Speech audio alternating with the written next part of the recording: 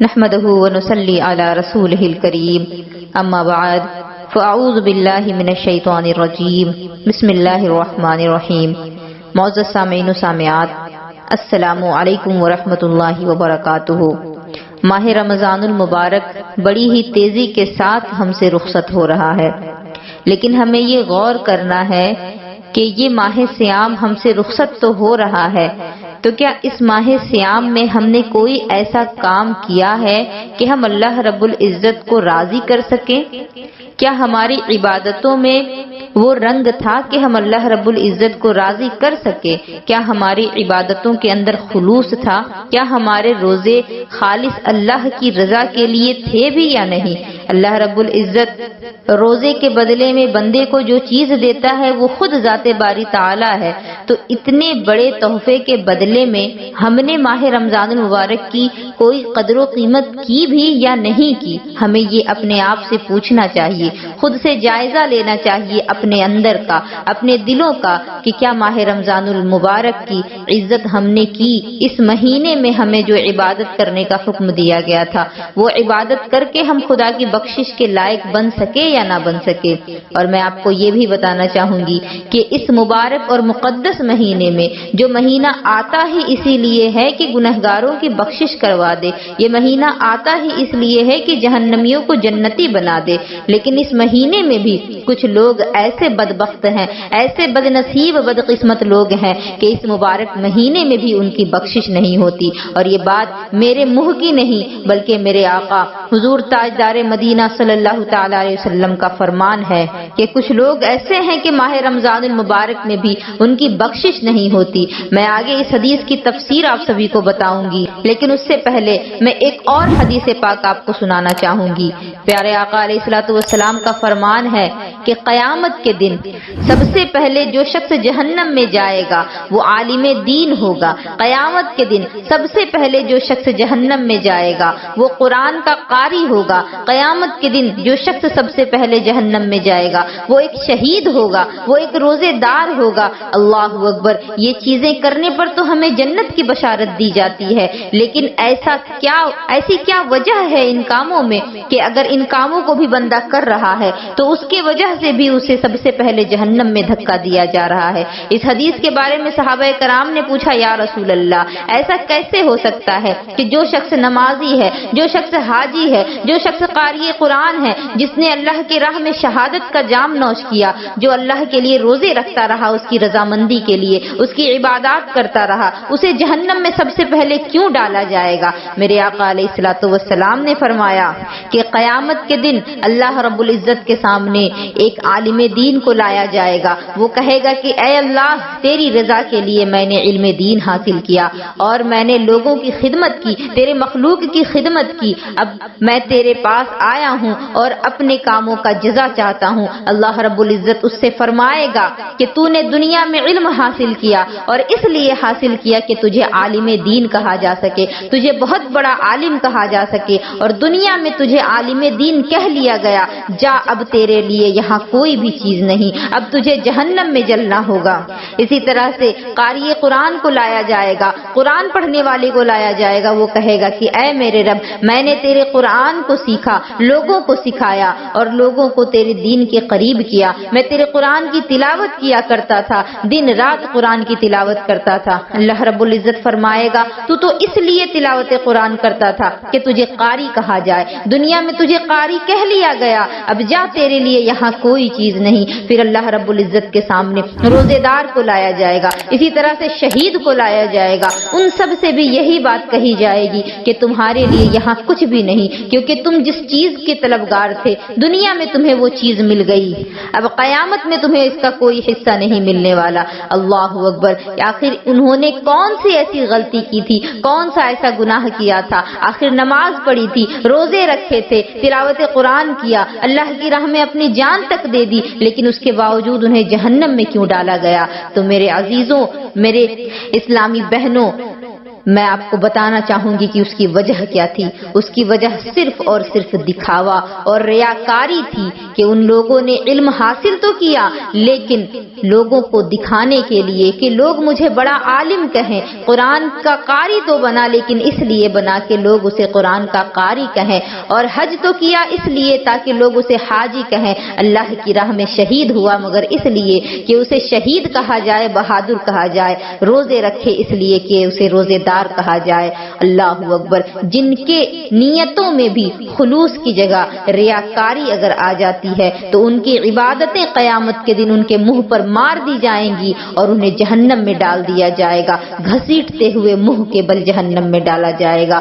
اللہ اکبر، آج ہمیں اپنے دلوں کا جائزہ لینے کی ضرورت ہے کہ ماہ رمضان المبارک آیا اور اب گزر رہا ہے، ہم نے کوئی ایسا کام تو نہیں کیا کہ جس کام میں ہمارا کوئی دکھاوا شامل تھا، ہمارا ذاتی مفاد شامل تھا، ریاکاری شامل تھی۔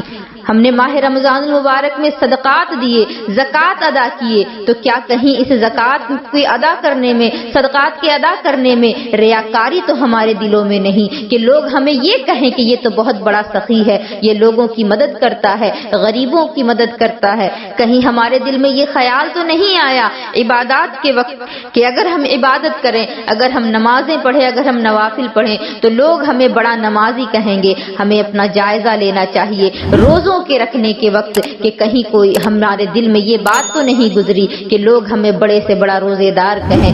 اگر ہمارے دلوں میں اس چیز کا خدشہ بھی گزرا تو ہمیں توبہ کرنے کی ضرورت ہے، ورنہ یہ اعمال، یہ نیکیاں ہمارے لیے جہنم میں لے جانے کا باعث بن جائیں گی۔ اور ہماری ساری کی ساری ہو رہا ہے لیکن اس کے باوجود ہمارے نفس کو ہم قابو میں نہیں کر پائے، ہم گناہوں سے نہیں بچ پائے، تو اس کی وجہ کیا ہے؟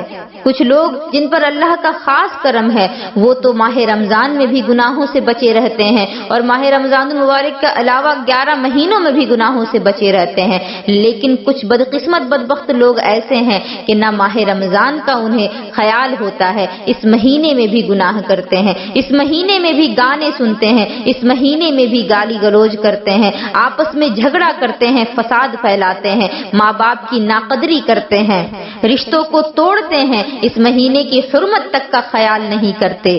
تو اس کی وجہ کیا ہے؟ تو اس کی وجہ میں بتا دینا چاہوں گی۔ اگر ماہ رمضان المبارک سے پہلے جبکہ شیطان کو قید نہیں کیا جاتا ہے، ماہ رمضان المبارک میں شیاطین کو باندھ دیا جاتا ہے، زنجیروں میں جکڑ دیا جاتا ہے، اس کے باوجود ہم سے گناہ کیوں ہو رہے ہیں؟ تو اس کی وجہ صرف اور صرف یہی ہے کہ ہم نے اپنے نفس کو قابو میں نہیں کیا۔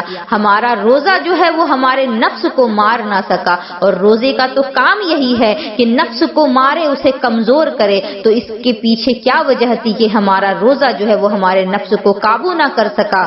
تو اس کے پیچھے بھی یہی ریاکاری ہے۔ اگر ہمارے دلوں میں ریاکاری ہے تو یہ ہمارے نفس کی وجہ سے ہے، اور جب نفس کی ہماری چلے تو پھر ہم نیکیاں کر کے بھی گنہگار ہی کہے جائیں گے۔ میرے آقا حضور علیہ الصلوۃ والسلام نے فرمایا کہ ماہ رمضان المبارک تو ایسا مہینہ ہے جس میں جہنمیوں کو جنتی بنایا جاتا ہے، گنہگاروں کی بخشش کی جاتی ہے، دعا مانگنے والوں کی دعائیں قبول کی جاتی ہیں، ہر ایک کی مراد پوری ہوتی ہے۔ لیکن اس مہینے میں بھی وہ بدبخت جو اپنی بخشش نہ کروائے تو پھر وہ ساری زندگی اسے کبھی بھی موقع نہیں ملے گا کہ پھر وہ اپنی بخشش کروا سکے۔ ماہ رمضان المبارک میں جس نے اپنے رب کو راضی نہیں کیا، اپنے رب سے خلوص کے ساتھ نہیں ملا، اپنے رب کی عبادات کے اندر خلوص اختیار نہیں کیا، تو پھر وہ شخص ساری زندگی ترستا رہ جائے گا، اسے بخشش نہیں مل سکتی۔ اسی کو میرے نبی نے فرمایا کہ بدبخت ہے وہ شخص کہ جو ماہ رمضان المبارک میں عبادات کر کے اپنے رب کو راضی نہ کر لے اور جنت کا حقدار نہ بن جائے، بخشش کا حقدار نہ بن جائے، اور جو ماہ رمضان میں بخشش کا حقدار نہیں بن پایا تو پھر اسے کبھی بھی موقع نہیں ملے گا کہ وہ کبھی بخشا جائے۔ اللہ اکبر! کیا روزہ صرف بھوکے اور پیاسے ہی رہنے کا نام ہے؟ کیا روزہ صرف بیوی سے دور رہنے کا نام ہے؟ روزہ تو ہمیں گناہوں سے بچانے کے لیے ایک ڈھال ہے۔ الصوم جنۃ، میرے نبی نے فرمایا کہ روزہ ڈھال ہے، یہ ہمیں گناہوں سے بچاتا ہے۔ لیکن کیا وجہ ہے کہ روزہ رکھ کر کے بھی آج مسلمان گانا سنتا ہے، روزہ رکھ کر کے بھی آج مسلمان گالی دیتا ہے، گناہ کرتا ہے، جھوٹ بولتا ہے، غیبت کرتا ہے، چغل خوری کرتا ہے، دغابازی کرتا ہے، سود کا لین دین کرتا ہے، تو وہ اس لیے ہے کہ پورے 11 مہینے شیطان اسے ورغلاتا ہے، اس کے پیچھے پڑا رہتا ہے اور اس کو اس چیز کی عادت دلا دیتا ہے۔ اس نے کبھی اپنے دل میں یہ خیال نہیں کیا ہوتا کہ مجھے توبہ کرنی چاہیے، اور جب بندے کے دل میں توبہ کا خیال نہیں آتا تو گناہوں پر وہ بزد ہوتا جاتا ہے، اور ماہ رمضان المبارک میں شیطان تو اگرچہ قید ہو جاتا ہے لیکن اس کا نفس اس سے گناہ کرواتا ہے۔ تمہارے بھوکے اور پیاسے رہنے سے اللہ کو کوئی فرق نہیں پڑتا، تم بھوکے پیاسے رہو چاہے نہ رہو، اگر تم نے اللہ کے احکام کو نہیں مانا تو تمہاری یہ بھوک اور یہ پیاس، یہ روزہ تمہارے منہ پر ماری جائے گی۔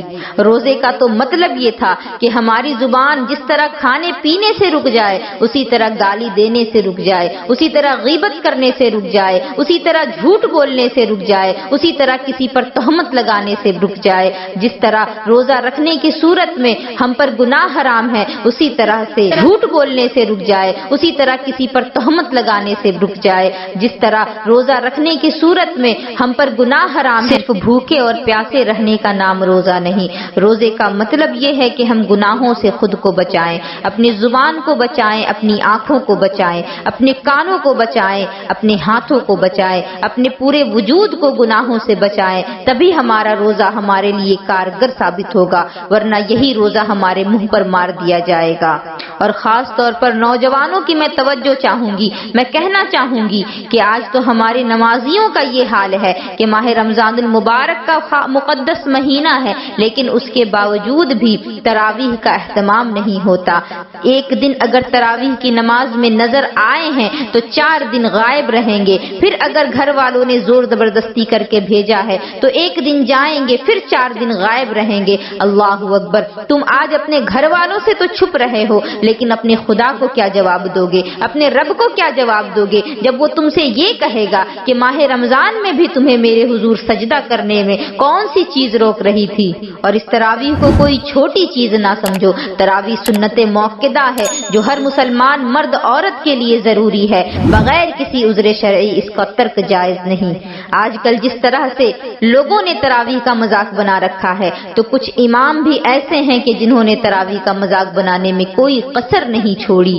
اللہ اکبر! تراویح میں قرآن پاک کی تلاوت کی جاتی ہے، لیکن آج کل کچھ لوگ ایسے ہیں کہ جو اس کمپٹیشن میں لگے ہیں کہ ہمیں تو 3 دن کے اندر ایک قرآن مکمل کرنا ہے تراویح کے اندر۔ مجھے بتاؤ تم 2 سے 3 گھنٹے 4 گھنٹے جب تلاوت قرآن تراویح میں کرو گے تو تمہارے پیچھے جو لوگ کھڑے پڑھ رہے ہیں نماز، ان میں بچے ہیں، ان میں بوڑھے ہیں، ان میں جوان ہیں، ان میں ہر طرح کے لوگ ہیں، کیا ان میں کسی کا کوئی ضروری کام نہیں پڑ سکتا؟ کیا ان میں کسی کی طبیعت خراب نہیں ہو سکتی؟ تم ایسا کیسے کر سکتے ہو؟ تمہیں تو اپنے مقتدیوں کا خیال رکھنا چاہیے۔ میرے آقا حضور علیہ الصلوۃ والسلام اپنے ساتھ نماز پڑھنے والوں کا خیال رکھا کرتے تھے۔ فجر کی نماز میں کہیں بزرگوں کو تکلیف نہ ہو، بچوں کو تکلیف نہ ہو تو زیادہ لمبی صورتیں نہیں پڑھا کرتے تھے، لیکن تم ایسا کیوں کرتے ہو؟ کیا تمہیں بزرگوں کا خیال نہیں؟ اور صرف اتنا ہی نہیں، آج کل تراویح پڑھی جا رہی ہے اور سوشل میڈیا پر اس کو وائرل بھی کیا جا رہا ہے، وہ بھی اس طریقے سے کہ امام نے کون سی سورت پڑھی، کون سا جملہ کہا، کون سی آیت کی تلاوت کی، کوئی چیز سمجھ میں نہیں آتی۔ اس طریقے سے اتنی رفتار کے ساتھ تلاوت قرآن کی جا رہی ہے۔ اللہ اکبر! قرآن کو تو ٹھہر ٹھہر کے پڑھنے کا حکم ہمارے رب نے دیا اور ہمارے محبوب سے کہا، اپنے محبوب سے کہا وَرَتِّلِ الْقُرْآنَ تَرْتِیلًا، کہ اے محبوب قرآن کو ٹھہر ٹھہر کے پڑھیں۔ جب میرے آقا کو قرآن ٹھہر کر کے پڑھنے کا حکم دیا گیا تو پھر تم کون ہوتے ہو قرآن کو اس طرح بے ادبی کے ساتھ پڑھنے والے؟ قرآن تو ایک ایسی کتاب ہے کہ جب وہ پڑھی جائے تو یہ حق بنتا ہے کہ اس کو سنا جائے، لیکن تم تو ایسی تلاوت کر رہے ہو کہ تمہارے پیچھے اگر کوئی حافظ قرآن بھی پڑھ رہا ہو تو اسے بھی یہ سمجھ نہیں آتا کہ تم کون سی آیت پڑھ رہے ہو، کون سی سورت کی تلاوت کر رہے ہو؟ تم نے تراویح کا مذاق بنا دیا، ماہ رمضان المبارک کی مقدس راتوں کا مذاق بنا دیا۔ اور یاد رکھو میرے آقا نے فرمایا کہ میری امت اس وقت تک ذلیل نہیں ہو سکتی، اس وقت تک رسوا نہیں ہو سکتی جب تک کہ یہ ماہ رمضان کی قدر و قیمت کرتے رہیں گے، جب تک اس کی عزت کرتے رہیں گے۔ لیکن میری امت کو اس وقت ذلیل ہونے سے کوئی نہیں بچا سکتا، اس وقت رسوا ہونے سے کوئی نہیں بچا سکتا جب یہ امت ماہ رمضان کی ناقدری شروع کر دے گی۔ مجھے بتاؤ یہ تم کیسی قدر کر رہے ہو ماہ رمضان کی کہ نہ تمہاری تلاوت قرآن میں کوئی مزہ ہے، نہ ہی تمہاری نمازوں میں کوئی مزہ ہے۔ تمہارے پیچھے جو شخص ایک مرتبہ نماز پڑھتا ہے وہ یہ کہتا ہے کہ اس کے پیچھے نماز پڑھ کے کوئی فائدہ ہی نہیں، کیونکہ یہ جو پڑھتا ہے وہ ہمیں سمجھ ہی نہیں آتی، تو اس کے پیچھے نماز پڑھنے سے بہتر ہے کہ ہم گھروں میں ہی پڑھ لے۔ اللہ اکبر۔ آج مقتدی کو بھی یہ سمجھنے کی ضرورت ہے کہ ہمیں پابندی سے نماز پڑھنی ہے، اور امام کو بھی یہ سمجھنے کی ضرورت ہے کہ ہمیں قرآن کی تلاوت اس حق سے، اس طریقے سے کرنی چاہیے جس کا حق اللہ رب العزت نے قرآن کو دیا ہے، جس کا حکم ہمیں اللہ رب العزت نے دیا ہے۔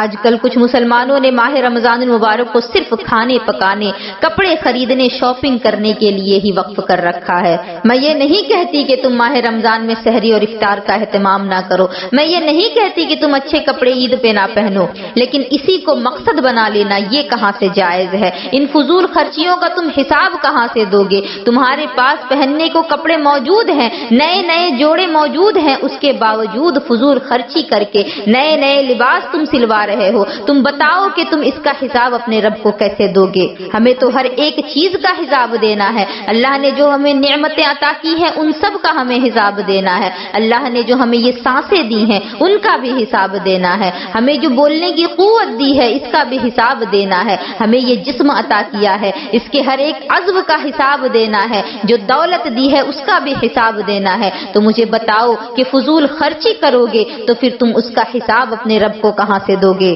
چاہے فضول خرچی کپڑے خریدنے کی صورت میں ہو، چاہے فضول خرچی جوتے چپل خریدنے کی صورت میں ہو، لیکن اگر تم ان کپڑوں میں سے غریبوں کو بھی صدقات و خیرات کر دو تو پھر اس فضول خرچی کی جگہ یہ صدقہ کا نام جڑ جائے گا، اور تمہارے جو کپڑے تم نے خریدے ہیں اس پر تم سے حساب نہیں بلکہ تمہیں ثواب دیا جائے گا۔ پیارے آقا علیہ الصلوۃ والسلام کے دیوانوں، سیدہ فاطمہ الزہرا رضی اللہ تعالی عنہا کی کنیزوں، میری ایک آخری گزارش ہے آپ سبھی سے کہ شب قدر آنے والی ہے۔ خدا کے واسطے اپنے رب کو راضی کر لو، اور اگر ابھی نہیں کیا تو پھر کبھی نہیں کر پاؤ گے، کیونکہ یہ میرے صادق و مصدوق نبی کی زبان بول رہی ہے کہ ماہ رمضان میں جس نے اپنے رب کو راضی نہیں کیا، بخشش نہیں کروائی اپنی، تو پھر اسے کبھی موقع نہیں مل پائے گا۔ اور ماشاءاللہ اللہ رب العزت نے ہمیں عبادات کا اتنا اچھا موقع عطا فرمایا کہ 5 راتیں شب قدر کے نام پر ہمیں عطا کی۔ ان 5 راتوں میں اگر ہم عبادات کریں تو ضرور ان 5 راتوں میں سے کسی ایک رات تو شب قدر ہوگی ہی، اور ہم نے اگر 5 راتیں جا کے عبادت کر لی، اپنا نام اگر اللہ کے ان بندوں میں لکھوا لیا جن کو شب قدر نصیب ہوئی، تو پھر انشاءاللہ العزیز شب قدر کی بدولت ہماری بخشش بھی ہو جائے گی، ہمارے گناہوں کی معافی بھی مل جائے گی، اور ہماری دنیاوی اور آخرت کی تمام حاجتیں، تمام دعائیں بھی قبول ہو جائیں گی۔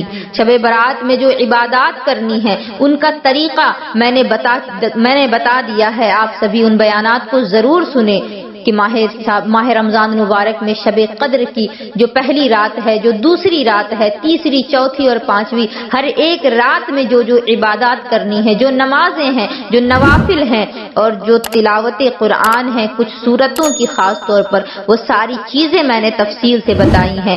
آپ ضرور ان بیانات کو سنیں اور شب قدر میں ان عبادات کو ضرور بجا لائیں، اور ساتھ ساتھ میں اپنی قضا نمازیں بھی جو آپ کے ذمہ باقی رہ گئی ہیں ان کو بھی ادا کریں، اور کوشش یہ کریں کہ تنہا عبادت نہ کریں، اپنے گھر والوں کو ساتھ جمع کر کے سب ساتھ میں عبادت کریں، کیونکہ جو شخص صرف اپنا فائدہ دیکھتا ہے، صرف خود ہی عبادت عبادت میں لگا رہتا ہے، اپنے گھر والوں کو تلقین نہیں کرتا، تو میرے رب کا فرمان ہے کہ سب سے پہلے اسی شخص پر عذاب نازل ہوتا ہے۔ تو خدا کے غضب سے بچنا ہے تو تنہا عبادت نہ کریں، بلکہ عبادتوں میں شریک کریں اپنے گھر والوں کو، اپنے گھر والوں کو بتائیں کہ اس رات کی کتنی اہمیت ہے، اس رات کی کتنی قدر و قیمت ہے۔ قرآن نے اسے شب قدر کہا، لیلۃ القدر کہا، تو ہمیں بھی اس کی قدر کرنی چاہیے اور ہر ایک کو بتانا چاہیے کہ اس رات میں اللہ رب العزت کتنے بندوں کو جہنم سے آزاد فرماتا ہے۔ تو کیوں نہ ہم بھی اپنا نام ان لوگوں میں شامل کر لیں جنہیں اللہ رب العزت اس سال ماہ رمضان میں جہنم سے نجات عطا فرمانے والا ہے، جنت کا پروانہ دینے والا ہے۔ مجھے امید ہے کہ اس بیان سے آپ سبھی کو ضرور فائدہ پہنچے گا۔ میری گزارش ہے کہ اس بیان کو زیادہ سے زیادہ لوگوں تک پہنچائیں تاکہ ابھی تک جو غلطیاں کر رہے تھے ماہ رمضان میں روزوں کے باوجود ان غلطیوں سے بچ سکیں اور آخر میں ہی صحیح اپنی بخشش، اپنی مغفرت ماہ رمضان میں کروا لیں۔ وآخر دعوانا ان الحمد للہ رب العالمین وما علینا الا البلاغ۔ السلام علیکم ورحمۃ